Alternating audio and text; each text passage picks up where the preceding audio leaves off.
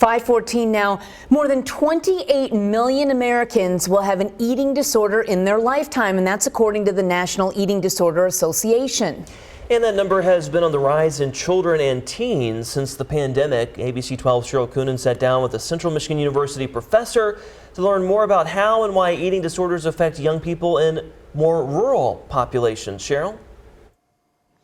Well, you guys, it's a topic that hasn't been studied all that much. Samantha Hahn, assistant professor in the CMU College of Medicine, says the current research out there shows there is, in fact, an increase in disordered eating in teens in rural areas. Now, this current study was funded by a grant from CMU's Office of Research and Graduate Studies and aims to secure funding for a more in-depth investigation. And the focus of this research is addressing equity issues in disordered eating to learn how to prevent eating disorders in high-risk populations. It involves interviewing teens who grew up in rural areas and developed eating disorders. Hahn says the interviews of teens in rural Michigan and data collection has already begun and should be completed by end of spring or early summer.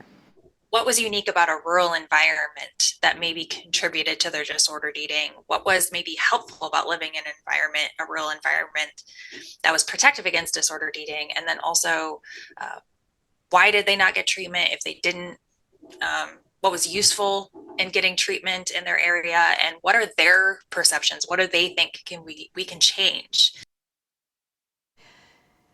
The next step is a bigger study with more people to quantify the data of what's being seen across rural Michigan. Coming up, we'll share more on a related second study that she'll focus on weight stigma in teens in rural Michigan, which she says is also a topic that is often overlooked and leads to eating disorders. Live from the Great Lakes Bay Region Newsroom, Cheryl Coonan, ABC 12 News.